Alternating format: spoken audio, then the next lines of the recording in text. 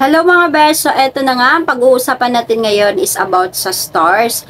So meron kasing nag-message sa akin na one of my followers, and maraming salamat sa iyo dahil in-inform mo ako na hindi talaga ako aware na ganun pala nangyari doon sa aking Facebook Real Star. So, ganito pala yon. Isa din pala ako. Kasi marami na akong narinig din dito sa mga tutorials na ganun daw nangyari. So, ako naman is hindi naman ako nag-check dahil minsan hindi ko naman pinapansin din talaga kung anong nangyayari doon sa stars ko, doon sa Facebook Reels. So, ayun na nga.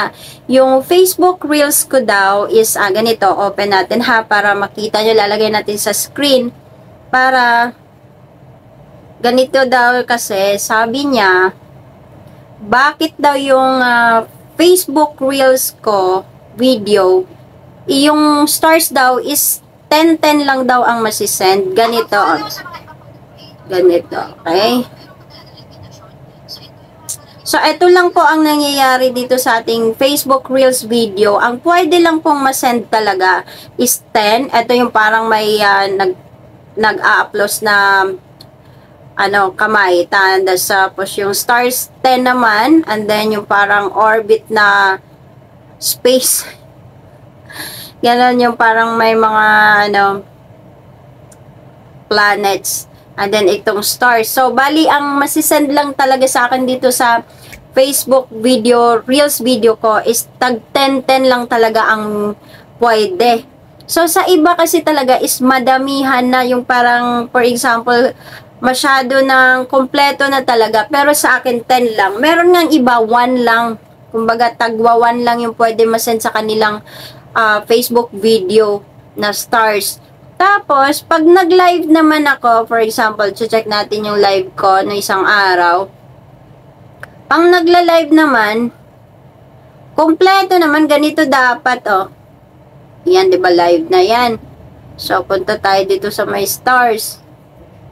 So, ganito na, hindi na mo ang dami. Pwede mo pang ma-customize. So, yun po yung tinanong sa akin ng followers ko na bakit daw hindi siya makapag-customize ng stars sa akin. So, eto, hindi lang naman ako ang may problema sa ganito. Okay, dito kasi sa live, ang daming pwede masend. May pa nga, 100 hanggang 25. So, kayang-kayang mag-send talaga ng stars dito sa live. So, yun ang problema doon sa may Facebook Reels. Check natin sa mga ibang account. For example, itong Kaiser Kaiser JVM shares. So, check natin yung Reels video niya. So, ganito po ang masisend natin ng stars. Ayan, madami dito kay Sir JV, kompleto. May kita nyo, may 1, 10, tapos merong 30, may 50, tapos pwede mo yan ma-customize. Kumbaga, kahit maglagay ka dito, click mo lang to sa custom, and then kahit 2,000. Yan. 2,000. Ay, hindi. Hanggang 1,000 lang pala siya din. Hanggang 1,000 lang dito sa Reels video ni Sir JV. Pero sa live, malaki din pwede. Kumbaga, kompleto talaga yung stars niya doon. So, eto na nga, yun yung problema, di ba? Bakit kaya nagkaganon na marami naman din talaga mga content creator na ganito nangyayari. So, eto, papaliwanag ko sa inyo. Pero, panoorin nyo muna itong explanation ni Sir Jose Opao, ayan. Makikita nyo, sobrang laking na neto ni Sir Jose. Kumbaga sa tutorials ay malupitang tutorials na to. Kaya talagang panoorin nyo to at syempre follow nyo na rin yan. Syempre ito rin si JVM Shares, follow nyo na rin yan. Yun si JV Martinez. Yun yung mga malupit na mga content creator ngayon na I highly recommended talaga or re-recommend ko talaga sa inyo. Dahil yung tipo mga content creators na hindi ka mapapahiya kung re-recommend mo sa mga ibang tao, lalong-lalo na mga nagsisimula pa lang dahil sobrang dami na talaga matutunan dyan. So, ayan na nga. Eto, panoorin muna natin yung video ni Sir Jose.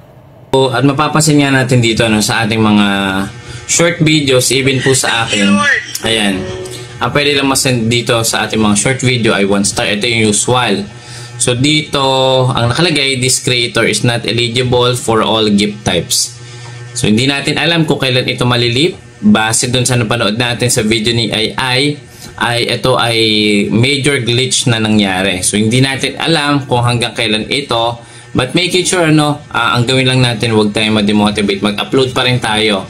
Hindi naman nawawala yung ating, or hindi naman naiba yung ating star monetization sa live tsaka sa pictures or yung mga status natin. Pwede pa rin tayo makareceive ng stars doon.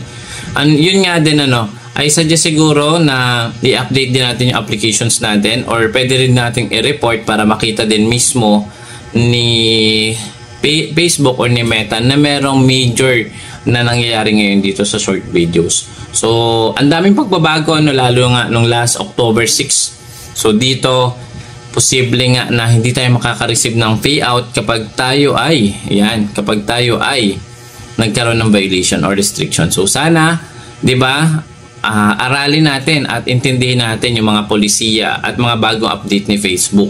So, yun lang naman yung sineshare namin palagi. So, ayan, napanood nyo na lahat yung explanation ni Sir Jose. So, yun, sabi niya, kailangan din nating mag-update ng application kung kinakailangan, or kailangan mo ding mag-report or i-report mo yung problema sa Facebook Reels video mo para malalaman din ni Meta na meron talagang nangyayaring kakaiba doon sa iyong account. So, sa ganung paraan is magawan ng solusyon ni Meta, 'di ba? So, syempre sa dami na ng mga content creators ngayon, siguro nalilito na rin si Meta kahit AI yan, talagang nalilito na rin siya, hindi na kinaya sa sobrang daming content creator. So, ayun na nga, yun na yung best advice doon, tulad na sinabi ni Sir Jose, para ma-check din ni Meta yung Facebook Reels video nyo or yung account nyo mismo. So, ayan lang, sana meron tayong nabigay sa inyo na information about dito sa stars. So, ulitin ko, maraming salamat doon sa nag-inform sa akin, dahil kung hindi niya ako in-inform na ganito pala yung Facebook Reels videos ko, hindi ko alam. Kumbaga, hindi ako aware. So, thank you so much po sa'yo. Maraming salamat din sa mga nanonood, at syempre, kung gusto nyo ba ng more tutorials or more video na katulad nito, huwag nyong kalimutang mag-share, mag-like, mag-follow na rin kayo para updated kayo sa next video na aking gagawin. Yun lang! Bye-bye!